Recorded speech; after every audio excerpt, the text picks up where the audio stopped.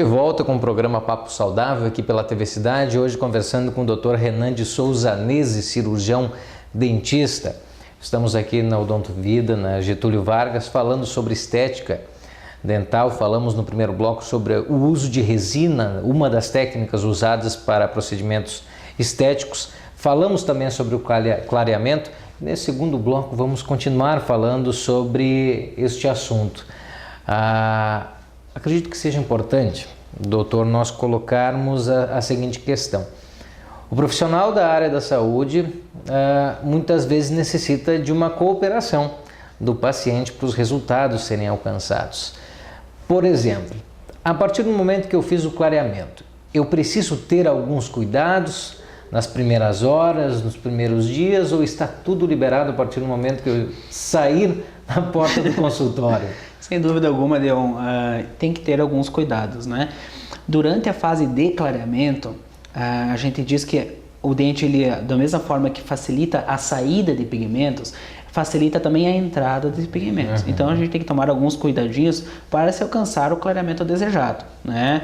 Entre eles, fumantes, evitar não fumar, a higiene imprescindível, evitar comer e tomar alimentos muito corados, café, chimarrão, Coca-Cola, né? Para evitar assim que não venha a reduzir o efeito que se poderia alcançar com o clareamento dental.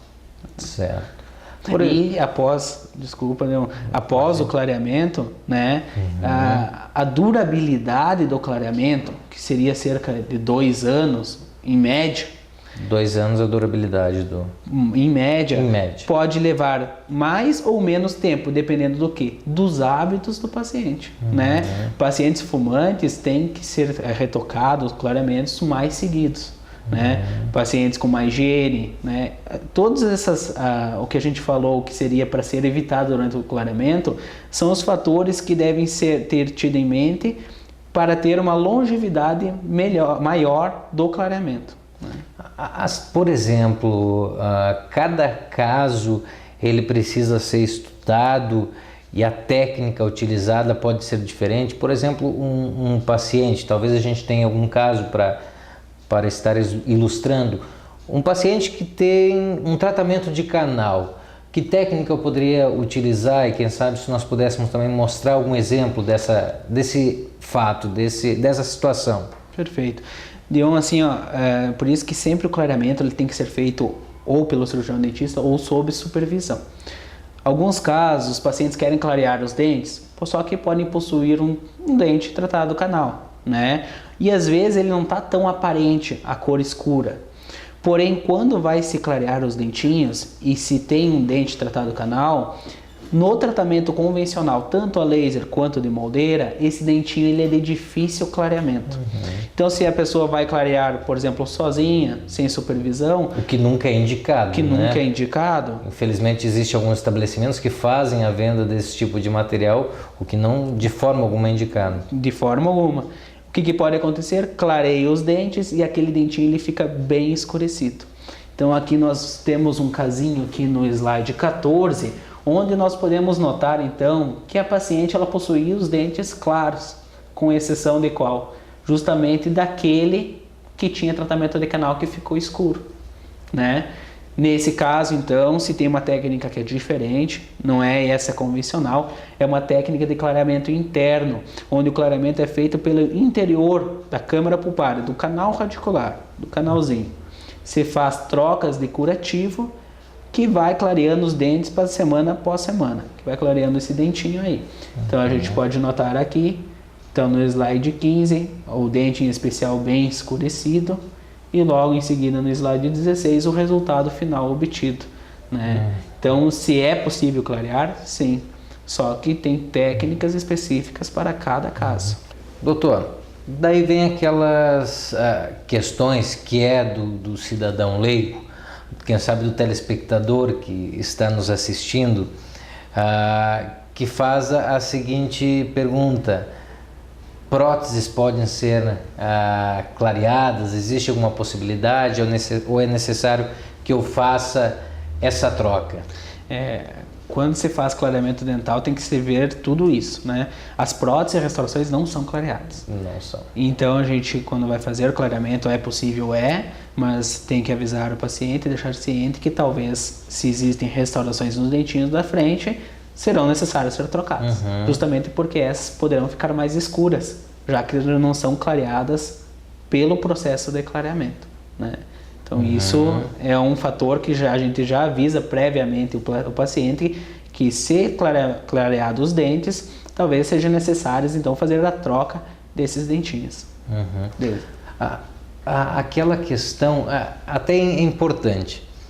Aquela pessoa que usou o aparelho durante anos e anos, e a gente sabe que o aparelho ele dificulta um pouco a higienização dos dentes.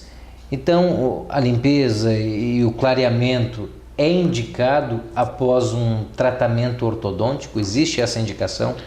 Sem dúvida alguma, após tempo de uso de tratamento ortodôntico, que todo mundo quer clarear os dentes, né? Então, é uma indicação, né? Já que os dentinhos já estão alinhados, desde que estejam sadios, a indicação é clara. Só que nós temos que ter alguns cuidados. Por exemplo, quando se remove o aparelho, algumas vezes fica restos de resinas, da colinha aquela que segura o bracket, né? E essa colinha, ela impede que o clareamento seja feito de uma forma uniforme, né? Então o cirurgião dentista ele vai ter que ter o cuidado de remover 100% de toda essa resininha, né? Para daí então fazer então o clareamento dental. Vai ficar bonito. A procura existe após o tratamento ortodôntico? Bastante. O pessoal tira o aparelho e já corre fazer o clareamento, né? Já é a questão do que a gente até estava falando de ter o sorriso alinhado, bem contornado e os dentes claros, né? Então com o aparelho você alinha os dentes, com o clareamento você branqueia os dentes e depois, por fim, se necessário, você faz o recontorno dos dentes com a resina composta. Existe dor no clareamento a laser? Sensibilidade é o fato não só do clareamento a laser, quanto do clareamento de moldeira. Ambos podem ter sensibilidade, né? Dor não, mas sensibilidade com o frio, com o quente, né? E isso durante a fase de tratamento se nota bastante. No caso do clareamento a laser, tem uma vantagem que é o seguinte: vai ter sensibilidade, pode ter, só que em 1 a 2 dias essa sensibilidade cessa. No caso da sensibilidade com a moldeira, ela pode existir também durante toda a fase de clareamento, a qual então a gente tem que ajustar muitas vezes dose, a frequência de uso da moldeira para que se diminua ao máximo a sensibilidade. Quero lembrar também que a sensibilidade não quer dizer que vai dar em todas as pessoas, claro. E não quer dizer que se deu na arcada inferior que vai dar na superior. Varia bastante de caso a caso e de dente a dente. Agora, até citei a palavra limpeza. Antes de um clareamento é feita uma limpeza dos dentes? Como que funciona esse procedimento? Ou o clareamento já é feito direto? Não, sempre o clareamento tem que ser precedido por uma limpeza. Sim. Raspagem de tártaros, remoção de manchas, para daí então ser feito o clareamento.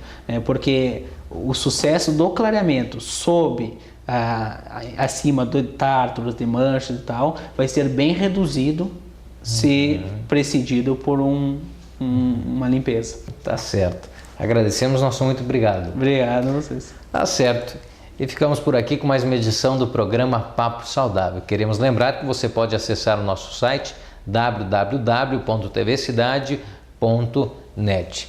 Se você quer acompanhar essa entrevista, a partir da semana que vem, ela estará disponível no nosso site. É só clicar e você será direcionado ao YouTube e poderá conferir todos os vídeos do programa Papo Saudável, além dos outros programas da casa.